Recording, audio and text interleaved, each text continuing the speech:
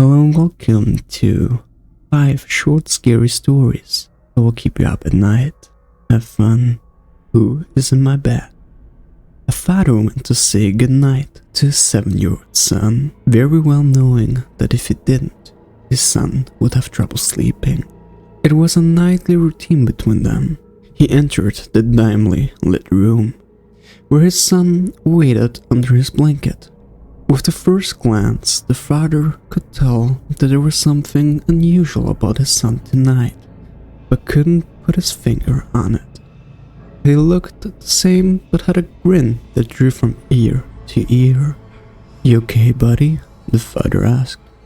The son nodded, still with the grin, before saying, "Daddy, check for monsters under my bed." The father chuckled a bit before getting on his knees to check, only to satisfy his son. There under the bed, pale and afraid, was his son. His real son. He whispered, "Daddy, there's someone on my bed." The red wristband. A doctor was working at a hospital where the patients were tagged with colored bands. Green, alive; red, deceased. One night, the doctor was instructed to get a few supplies from the basement of the hospital, and so he headed to the lift. The lift doors opened and there was a patient inside, minding her own business. Patients were allowed to roam around the hospital to stretch, especially those who have stayed long. The rule was to be back in the rooms before 10. The doctor smiled at the patient before pressing the number for the basement. He found it unusual that the woman didn't have a button already pressed. He wondered if she was heading to the basement too. The lift finally reached the floor where the doors opened. In the distance, a man was limping towards the elevator, and in panic, the doctor slammed the elevator button to close. It finally did, and the lift began to ascend back up. The doctor's heart pounding. Why did he do that?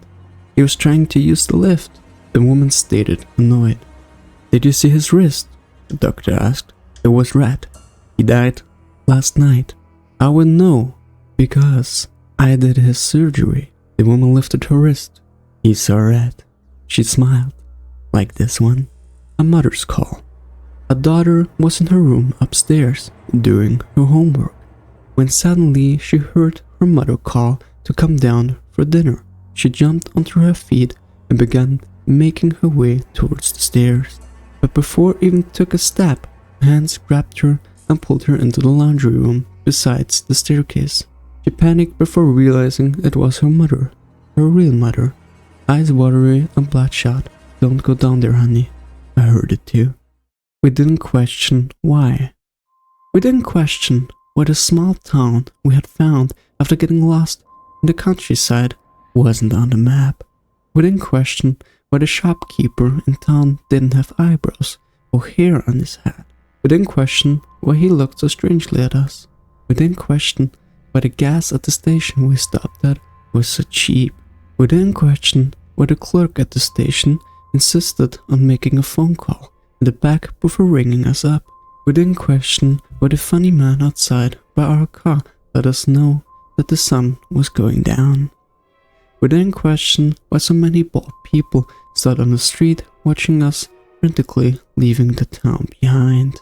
We didn't question why we began pulling our hair out or why we decided to turn around and head back to town.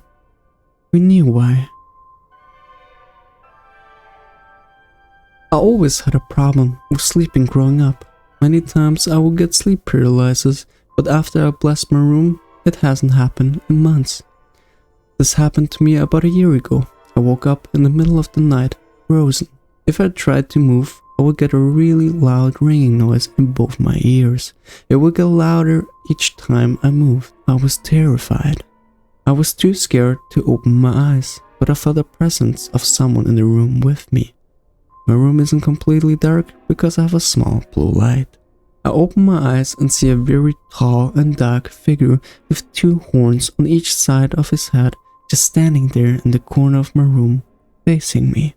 I panic and try to move my body. The ringing gets louder and louder and louder, and I can feel myself crying. I close my eyes and in my head start saying, God will protect me, God will protect me.